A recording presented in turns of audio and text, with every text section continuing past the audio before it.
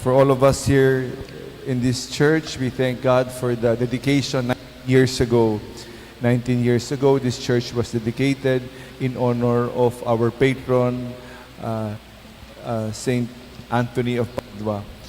When we say dedication, the altar is consecrated. There is a ritual, a long ritual, a very meaningful ritual. Nilalangisan, no, iniinsensohan, at binibless ng obispo ang ating altar. At ganyan rin yung, kung makikita nyo, meron tayong mga dila sa ating mga poste, no? The 12 posts na nilalangisan rin at kinoconsecrate rin to symbolize this very special day on this dedication, the day of dedication. So there's this, alam naman natin yung 12, di ba? The 12 tribes of Israel, the 12 apostles, to hang on to the tradition, no? So minana sa atin. So pati yung mga dingding na yan to represent the tradition of the church, and we thank God for this dedication. Always central to the church is the altar. Kaya sentro. Mamaya, makakahalik tayo dito sa altar pagkatapos. Every time we celebrate this feast of the church, the dedication, we can honor the altar by a kiss.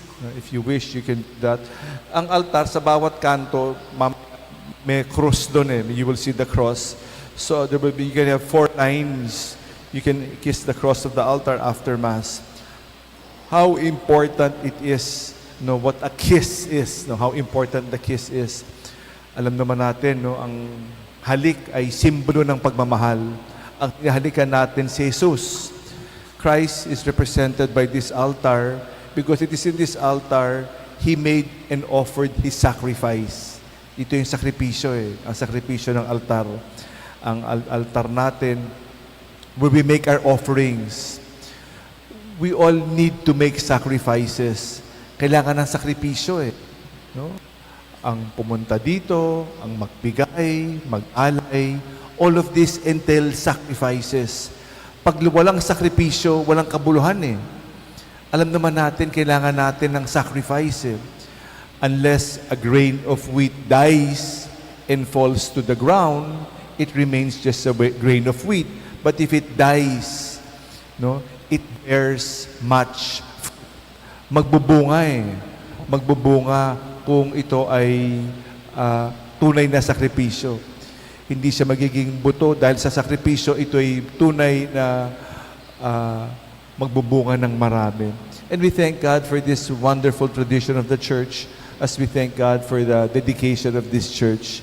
May, as we dedicate this church, we thank God for this. We are the living church. Tayong buhay na templo, buhay na altar. Sana tayo rin, we dedicate ourselves, God. No? The same way as we rededicate this church to God, sana tayo rin, i-dedicate natin yung buhay natin. Kinukwento ko isang araw, how the word dedicate, kasi parang hindi na natin masyadong ginagamit yung salitang ayan, ano? Naalala ko nung bata ako, 'di ba, sa radyo. Ewan ko kung may nakikinig pa sa radyo ngayon kasi panay high-tech na ngayon eh, no? Pero sa radyo sinasabi, no, I dedicate this song, no? This song is dedicated especially to, 'di ba? A special someone. How dedication is, no? How important because of the love we dedicate, no? We offer, we honor, no? The love, and most importantly, we honor the source of that love, Jesus Christ. As we celebrate this First Friday also, we thank God for this great love He has given us.